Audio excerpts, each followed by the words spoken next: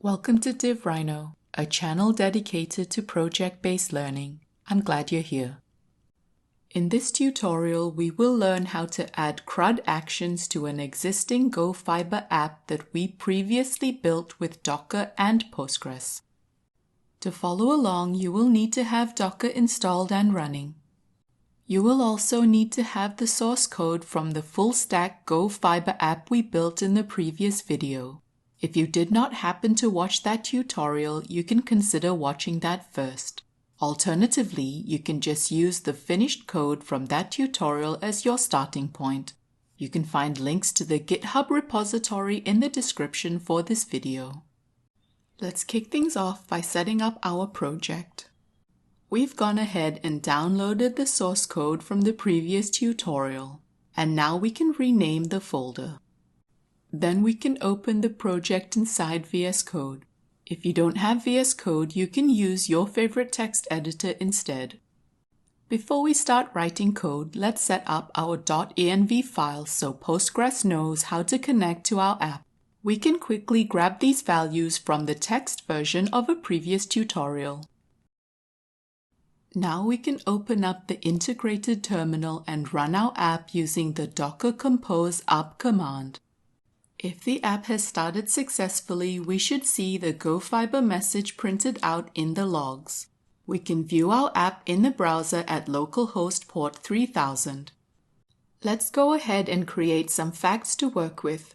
If you already have some facts here, you do not need to add more. Every time we add a new fact, we are redirected to a success page. We added this behavior in the previous tutorial. This time around, we'd like to redirect to our list of facts instead. Back inside our code editor, let's head to the handlers package and make some changes to the create fact handler. If the body parser cannot pass the content from our request, we will render the new fact view. We're also interested to know what we get back when we create a new fact in the database. If this fact creation step returns an error, we will again render the new fact view. But if the fact is successfully created in the database without any errors, we will redirect to the index page to see our list of facts. We can head into the browser and try out the new flow. After we create a new fact, we are now redirected to the fact list on the index page. And since we're no longer using the confirmation view handler, we can remove it from our handlers package. Now let's read a single fact by implementing the show action. To begin, we head into our browser to try and find a single fact to update.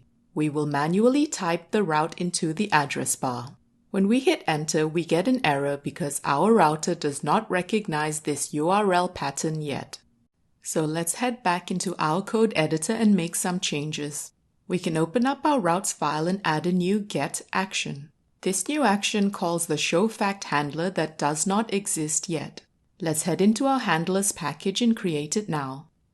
In the body of our show fact handler, we will pull the facts ID from the params and use it to find our desired record within the Postgres database. Then we will use the render method to render a template called show. If we head back into our browser and refresh, we get a different error telling us that we're trying to render a template that does not exist just yet. We can quickly head back into our code editor to create an empty show.html template file. And now if we refresh our browser, we should see our show template being rendered. We can add a bit more markup to our show template to make it more functional. All the content on the page will be surrounded by a div that has a container class and a flex class. We check for the presence of a fact, and if the fact is present, we will render its question and answer values. We will also add two action buttons, which we will use to edit and delete the current fact. All the classes we've used here have been declared in a pre-prepared style sheet. If we refresh our browser now, we will see the contents of our single fact being rendered in our show template. However, our styles are not coming through. We can fix this by adding a slash in front of our relative paths to our static assets. This will ensure that they are correctly pointing to our public folder. Now if we refresh our browser, our CSS should be applied to our show template. Well, what happens when we request a fact that does not exist? We can find out by manually typing the ID of 99 into our URL. We do not have 99 facts, so we're seeing the default show template render without any content. This behavior is confusing, so let's head back to our show fact handler to make improvements. We want to cache the result of the database transaction, and if it contains an error, we will return the not found handler. This handler does not exist yet, so let's create it now. If we are unable to find a resource, we will send back the 404.html file. Now we can head into our main.go file and configure our app to use this newly created not found handler. If we try to test this out in the browser now, we are met with a blank page. This happens because we haven't created our 404.html file yet. Let's head to our public folder and create it now. We won't be creating the content from scratch. Instead, we will head into the project repo and copy a ready-made 404.html page. The styles for this page are all in line. We also avoid using any partials, layouts, or templates. Having all this content self-contained will ensure we're not making any additional requests that could result in further errors. Now if we refresh our browser, we can see our brand new 404 page. Now let's see how we can implement the update action.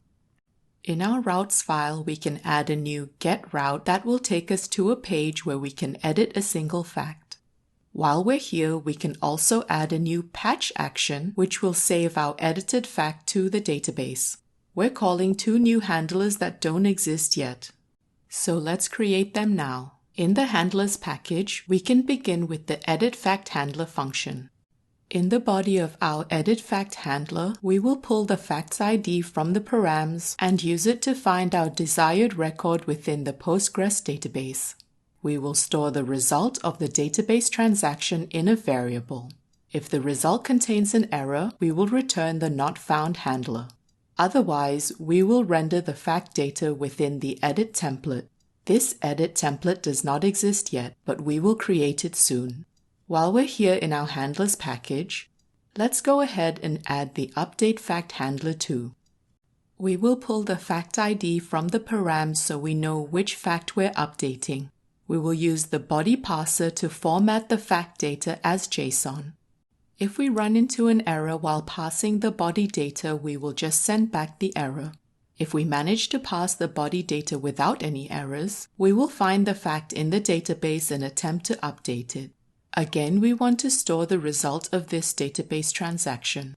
If the result contains an error, we will redirect the user to the edit page. Otherwise, we will render the updated fact in the show template. Now let's create our edit.html file. We will paste in some markup for the form. We've given our form an ID and a data attribute to store its fact ID. We have an input field for the question value and another input field for the answer value. We've also added a submit input. Now that we have an edit template, we can wire up the edit button so that it redirects us from the show page to the edit form. If we go and check out our edit form in the browser now, we can see that it's rendering correctly. However, our form fields are empty. It would be nice if we could display our existing question and answer values so the user knows what they are editing. We can do that in our edit template by adding a value attribute to our question input field as well as our answer input field. With those changes, we can refresh our browser. Now our existing values are showing up correctly. While we have an edit form, it doesn't actually work right now. We can fix that with some JavaScript. But before we go and add any new code, we need to move some things around. In our last tutorial, we were only using JavaScript on our listings page, so we only imported our scripts on that one page. Now we want to make our JavaScript accessible throughout our app, so we'll have to move our script tags into our main layout. While we're here in the main layout, let's take the opportunity to add a little hack to bust the browser's cache. Let's give our CSS link tag an ID so we can target it with JavaScript. Then let's also give our script tag an ID. We will get the current datetime value, and then we will find the link and script tags by using their IDs. Then we will append the timestamp to the link tag's href value, and also append the timestamp to the script tag's source value. With that out of the way, we can head back into the browser to get a better idea of how our edit form is currently behaving. When we change the answer value and try to submit it, the form reverts to the old values and our new values do not take effect. By default, HTML forms only know how to handle HTTP GET and POST methods. We will use JavaScript's Fetch API to give us the ability to make a patch request. We will find the edit form element by using the ID we gave it earlier. We will also get the current facts ID from the data attribute. Then we will add an event listener to the edit form element. We are listening for the submit event. Next, we will have to prevent the form's default behavior. Then we will extract the updated fact content from the form data.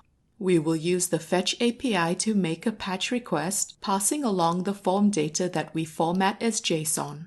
Finally, we will redirect the user to the show page where they can see the updated fact. If we try this out in our browser now, we are able to successfully update our fact. We have come to the final CRUD action, delete. Heading into our routes file, we will add a new delete route. It calls the delete fact method that does not exist yet, so let's create it now. In our handlers package, we can add a new delete fact handler function. We will pull the facts ID from the params so we know which fact we want to delete. Then we will find the fact in the database and attempt to delete it. We will store the result of the database transaction in a variable. If the result contains an error, we will render the not found handler. Otherwise, we will redirect to our fact listings page. Now we can go and wire up our delete button so we can use it in the browser. We will give it an ID so we can target it within our JavaScript. We will also use a data attribute to store the current fact ID. Let's head into our app.js file and add the JavaScript for this button now. We will paste in a snippet we prepared. Then we will find the delete button element by using its ID. We will also get the current fact ID from the data attribute. Then we will add an event listener on the delete button element. We will be listening for the click event. When a user clicks the delete button, we will prompt them to confirm their decision. If they cancel the dialog, we do nothing. But if they choose to proceed, we will use the Fetch API to send a delete request. Then we will redirect them to the index page where all our facts are listed. Now we can head into the browser and add a new fact just so we can delete it. How many time zones does Canada have? Canada has 6 time zones. Let's add another fact. How many time zones does Canada have? Hang on, we've already done that one. Now we have 2 of the same fact. It's a good thing we have a working delete button now. Yes, we're sure we want to delete this fact. Let's make some final improvements to the UX of our CRUD app. When we want to select a single fact, we have to manually type its ID into the URL. Sometimes we misremember the ID and end up reaching the 404 page. Other times we are lucky and manage to get the fact we desire. This current experience is less than ideal, so let's improve it. We can head back into our text editor and open the index.html template. We will wrap the current fact markup in an anchor tag that links to the show page of the selected fact. Then we will remove the answer content and replace the toggle button with an arrow icon partial. If we try to view our listings page in the browser now, we get an error telling us that the icon does not exist. We haven't created it yet, so let's do that now. In our views directory, we can create a folder for our icons. Here we will create a new icon partial and paste in some SVG code. Now if we refresh our browser, we should be able to see our updated markup.